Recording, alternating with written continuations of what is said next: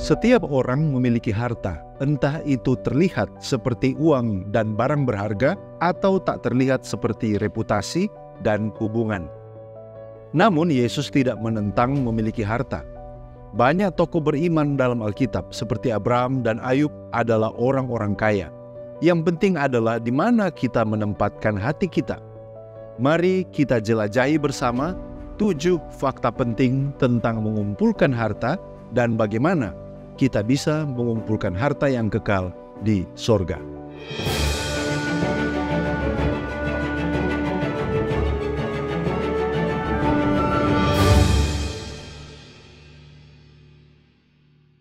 Yesus mengajarkan di dalam Matius 6 ayat 19 sampai 21.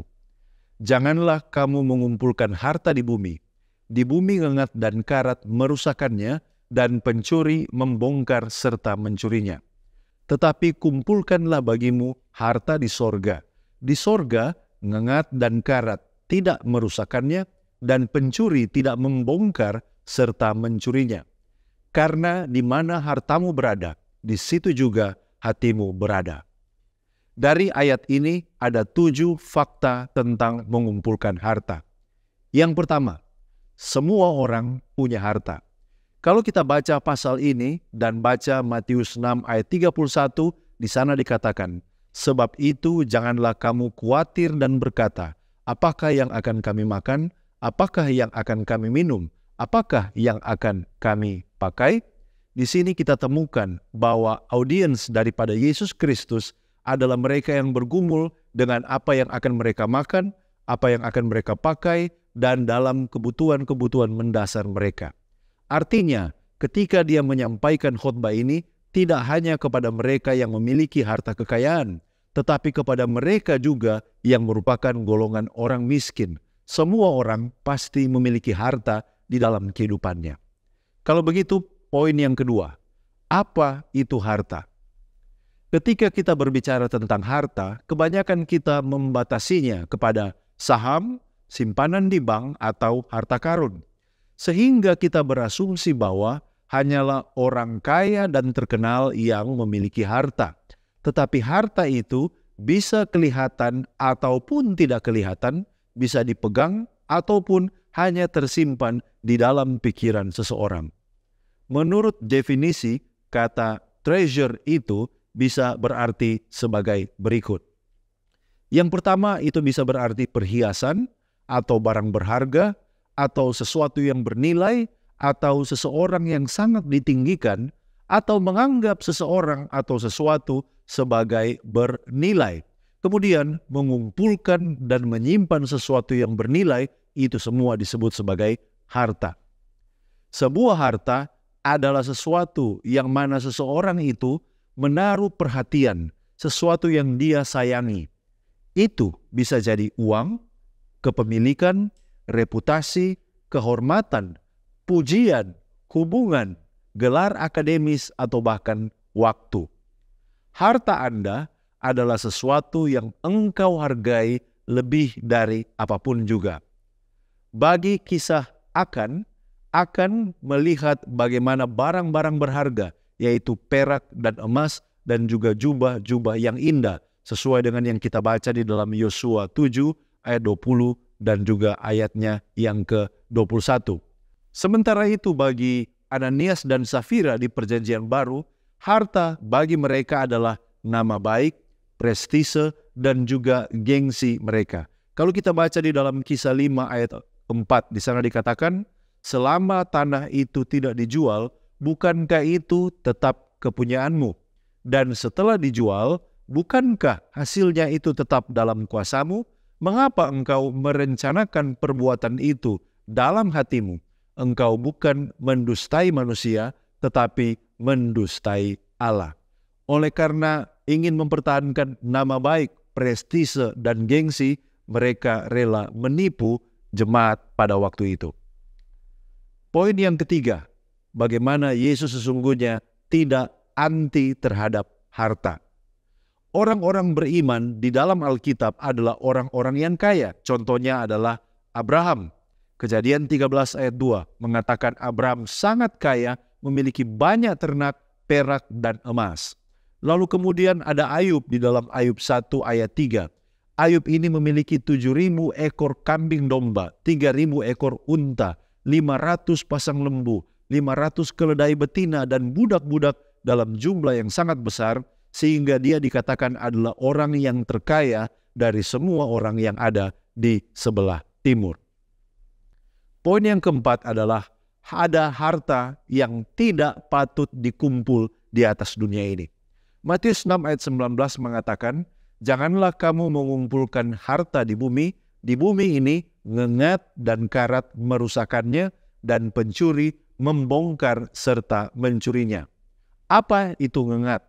Menurut Kamus Besar Bahasa Indonesia, ngengat adalah binatang kecil-kecil yang suka memakan kertas, pakaian, dan sebagainya. Kemudian Yesus juga menyebut tentang karat. Karat di dalam bahasa asli Alkitab Perjanjian Baru, bahasa Yunani adalah brosis. Brosis ini secara harafiah berarti memakan. Kemudian Yesus juga menyebutkan tentang pencuri. Di zaman Alkitab, hal yang menjadi harta bagi banyak orang adalah logam berharga seperti emas dan perak. Jadi sebenarnya Yesus berkata, jika kita menaruh hati kita kepada jubah, gandum, emas, kita akan kehilangan semua hal itu. Jubah kita dimakan oleh ngengat, gandum kita bisa dimakan oleh binatang atau hama, dan emas kita diambil oleh pencuri atau bahkan berkarat. Dengan demikian sebenarnya ada dua ancaman terhadap harta kita. Yang pertama, ngengat dan karat melambangkan ancaman dari dalam, yaitu berkurangnya nilai harta kita. Sementara pencuri melambangkan ancaman dari luar.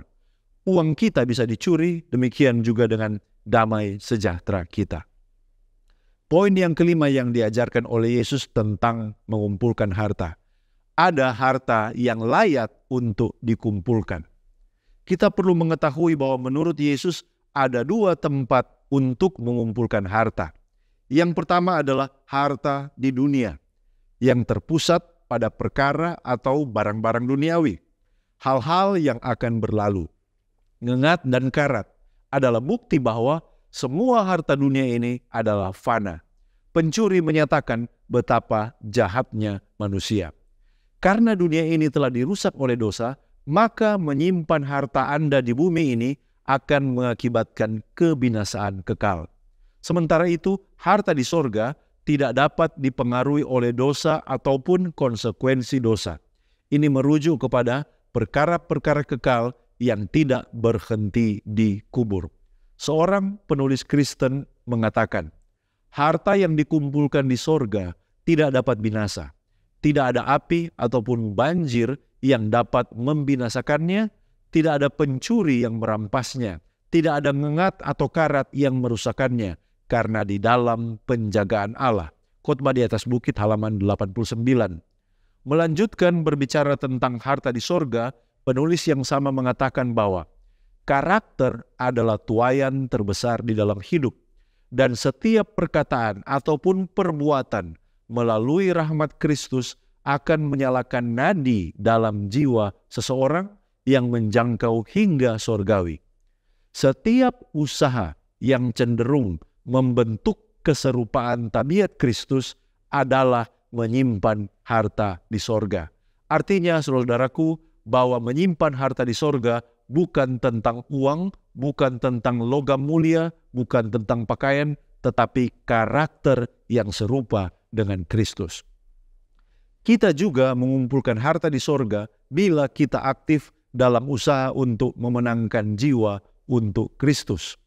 Kekuatan untuk menolak kejahatan yang terkuat diperoleh melalui pelayanan kita yang agresif menurut Alfa dan Omega Jilid 7 halaman 105. Poin yang keenam, di mana harta kita, di situ juga hati kita berada. Hal yang merupakan harta bagi kita adalah pemerintah hidup kita. Apa yang kita hargai akan selalu menyibukkan pikiran dan menggenggam emosi kita.